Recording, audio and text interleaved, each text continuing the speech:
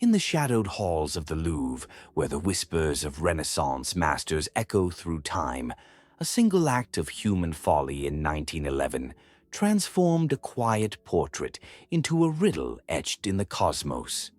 On August 21st, 1911, as dawn's golden rays pierced the Paris skyline, guards stood frozen before four empty hooks where Leonardo da Vinci's Mona Lisa once gazed with her enigmatic smile.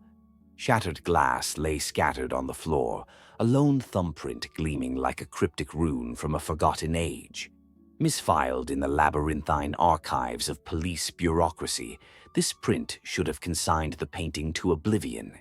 Instead, it sparked a saga of theft, obsession, and serendipity that elevated a scholar's treasure into the eternal face of mystery. A canvas so iconic it might outlast the stars themselves.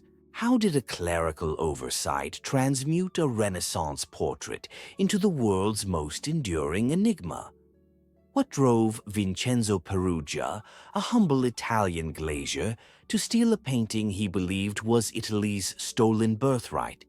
And how did the world's fixation on a missing smile redefine the very essence of art?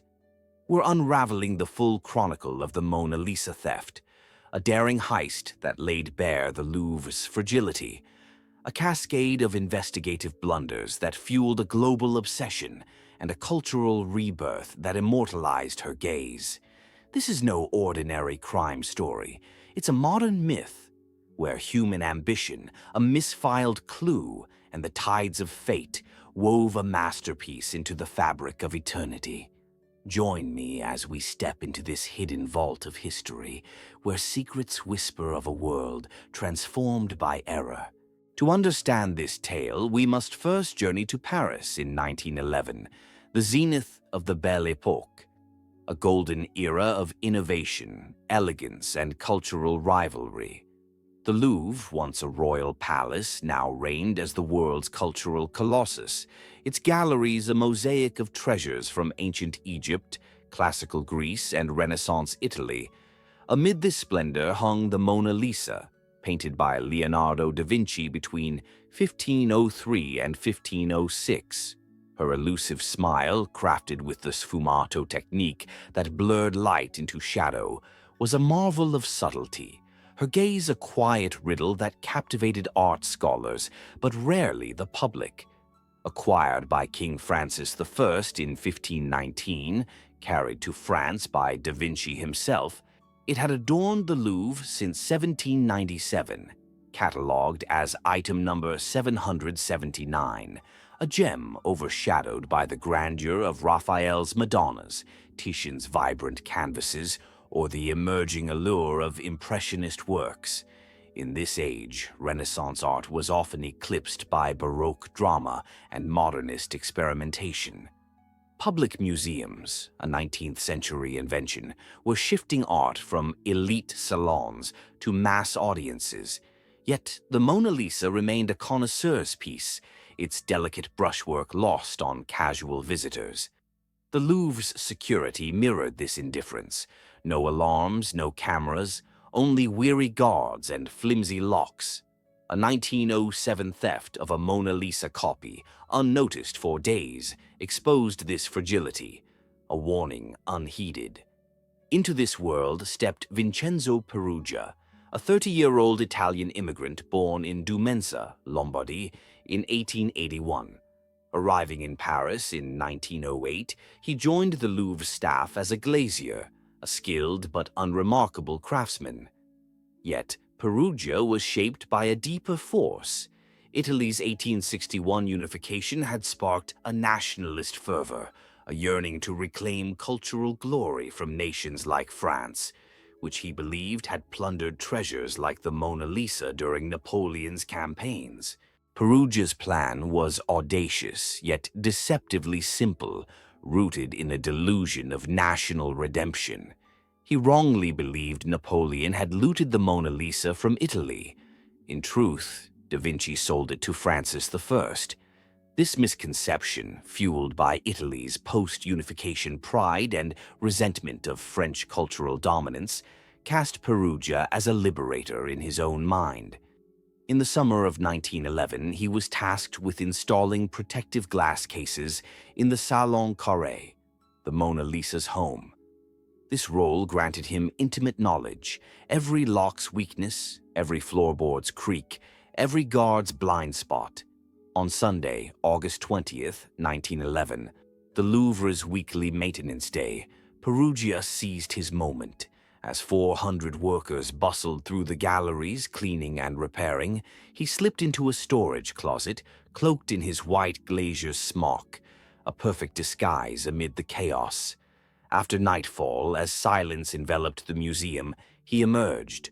At around 7 a.m. on Monday, with workers distracted, he lifted the 38-pound frame from its 4 iron hooks, deftly removed the poplar panel from its glass case, and tucked the 21 by 30-inch painting under his coat. Discarding the frame in a stairwell, he glided through a staff door, his footsteps a faint echo in the dawn-lit halls.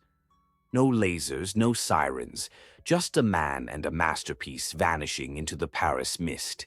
The theft went unnoticed until Tuesday, August 22nd, when artist Louis Béraud arrived to sketch in the Salon Carré.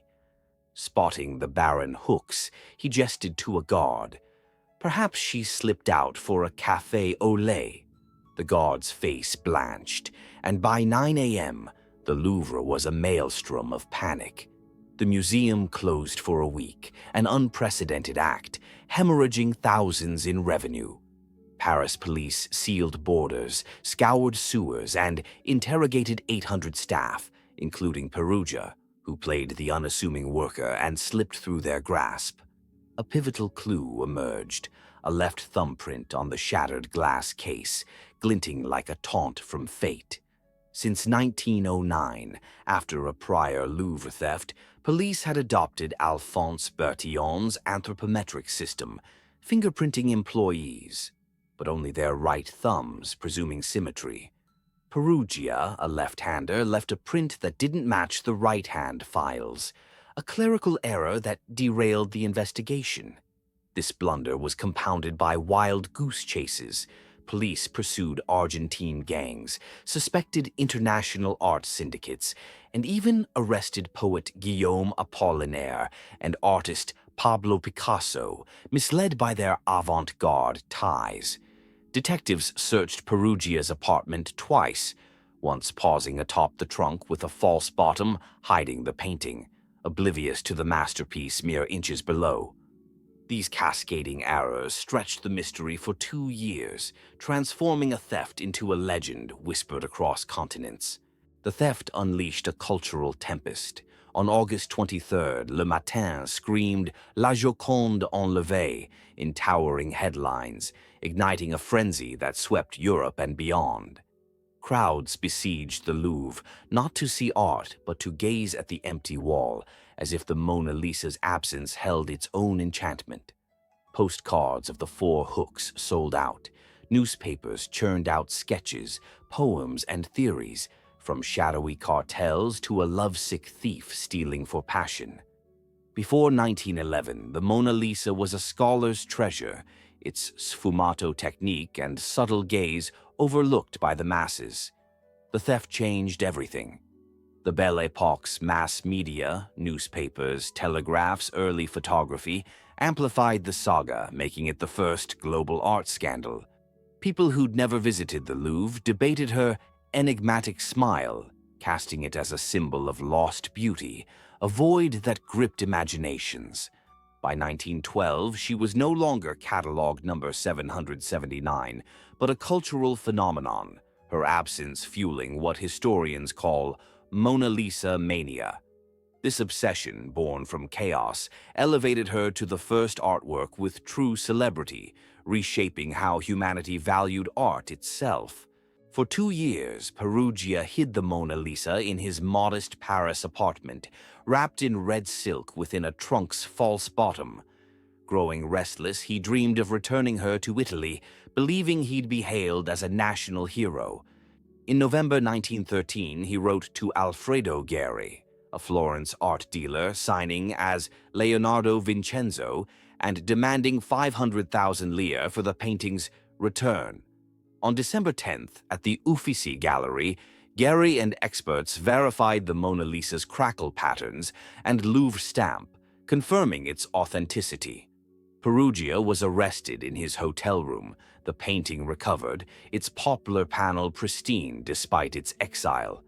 The 1914 Florence trial was a spectacle of national pride. Crowds sang Giovinezza, Italy's patriotic anthem, hailing Peruggia as a folk hero. He insisted his motive was nationalism, not greed, though his demand for payment hinted at mixed intentions. Sentenced to 1 year and 15 days, he served only 7 months, released to cheers in 1914. The Mona Lisa toured Italy, displayed in Florence, Rome, and Milan, drawing thousands before returning to Paris on January 4, 1914. Over 100,000 Parisians braved winter rains to see her, a testament to her transformed status. The theft didn't merely return a painting, it birthed an icon that transcended art. The theft revolutionized the art world. The Louvre implemented alarms, bulletproof glass, and climate controls, setting standards that protect masterpieces worldwide today. Yet its deeper legacy was cultural. Pre-theft, the Mona Lisa was one of Da Vinci's many works, admired by scholars but ignored by the masses. Her 2-year absence created what scholars term the stolen glance phenomenon, a void that fueled imagination, transforming her smile into a universal riddle. This mystique inspired artists like Marcel Duchamp, whose 1919 LHOOQ parody redefined her as an avant-garde icon and permeated pop culture from advertisements to memes.